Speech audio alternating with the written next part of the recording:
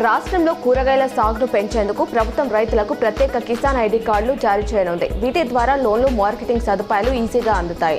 215 కోట్ల బడ్జెట్తో పందిళ్లు, యంత్ర పరికరాలపై 50% సబ్సిడీని ప్రకటించింది.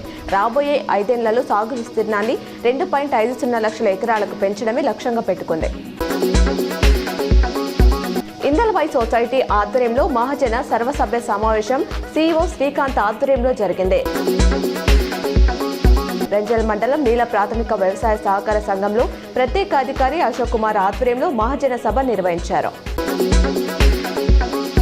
నిజామాబాద్ మున్సిపల్ బడ్జెట్ సమావేశం మేయర్ కూరగాయల ఉమారాణి అధ్యక్షతన నిర్వహించారు. TPCC chief Mahesh Goud, urban MLA Dhanpal, rural MLA Bhupath Reddy, Armoor MLA Paidi Rakesh Reddy పాల్గొన్నారు. ఎడపల్లి మండలం తాడెం, జానకంపేట గ్రామాల ప్రధాన రహదారిపై ఓవర్లోడ్తో వెళ్తున్న లారీ కరెంటు తీగలకు తగిలి నిలిచిపోయింది. కరెంటు ట్రిప్ కావడంతో భారీ ప్రమాదం తప్పింది. ఏప్రిల్, మే, జూన్ నెలల కోట రేషన్ బియ్యాన్ని ఒకేసారి పంపిణీ చేయాలని కేంద్రం నిర్ణయించింది. ఇప్పటికే గోదాంల నుంచి రేషన్ షాపులకు రైసును తరలించే ప్రక్రియ ప్రారంభమైంది. కుటుంబంలోని ఒక్కో వ్యక్తికి 18 కేజీల చొప్పున బియ్యం పంపిణీ చేయనున్నారు. ప్రస్తుతం ఎఫ్సీఐ వద్ద భారీగా బియ్యం నిల్వలు ఉండడంతో కొత్తగా వచ్చే ధాన్యానికి చోటు లేకుండా పోయింది.